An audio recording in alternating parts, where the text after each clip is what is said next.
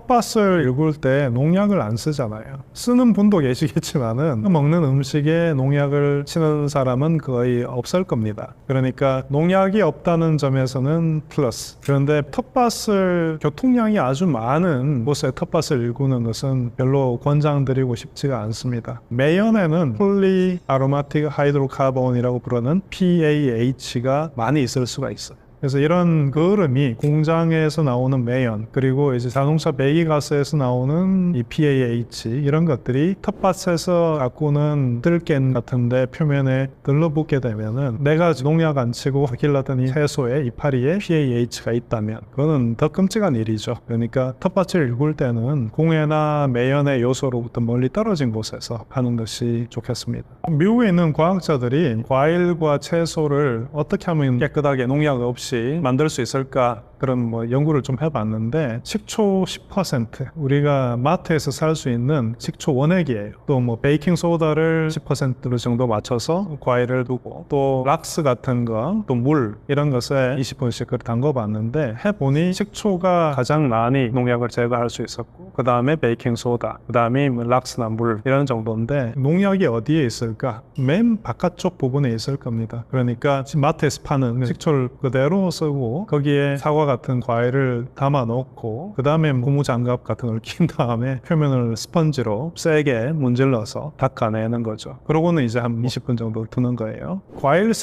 세척제라고 팔 겁니다. 근데 제가 식초나 베이킹소다 이런 얘기를 드렸지만은 그런 세정제를 쓴다고 해도 농약이 그렇게 빨리 없어지지가 않을 거예요. 그러니까 그런 세정제를 쓰면서 표면을 닦아주는 효과 정도로 생각을 하셔야지 그게 모든 농약을 다 한 번에 다 제거한다 그렇게 생각하시면 안 될 것 같고요. 그리고 실제 과일이나 채소나 그러니까 이파리 채소 같은 경우에 맨 바깥 이파리는 농약을 많이 만난 애들이죠. 뜯어내고 드시는 게 좋겠죠. 그리고 과일이 멍이 든 부분이 있습니다. 요즘 그 사과 농사가 잘 되지 않아서 낙과를 파는 경우도 많았었는데 실제는 이 멍이 들게 되면은 멍을 통해서 바깥쪽에서 이제 세균이 침투할 수가 있습니다. 그래서 실제 겉보기에는 괜찮아 보이는 사과지만 아주 속까지 세균이 침투해 있는 경우도 있으니까 그런 과일의 상태, 흠이 어느 정도 있는지 그리고 그 흠이 생긴 지 얼마나 지났는지 이런 것들을 살펴보는 것이 건강하게 과일을 섭취하는 좋은 방법이 될 수가 있습니다.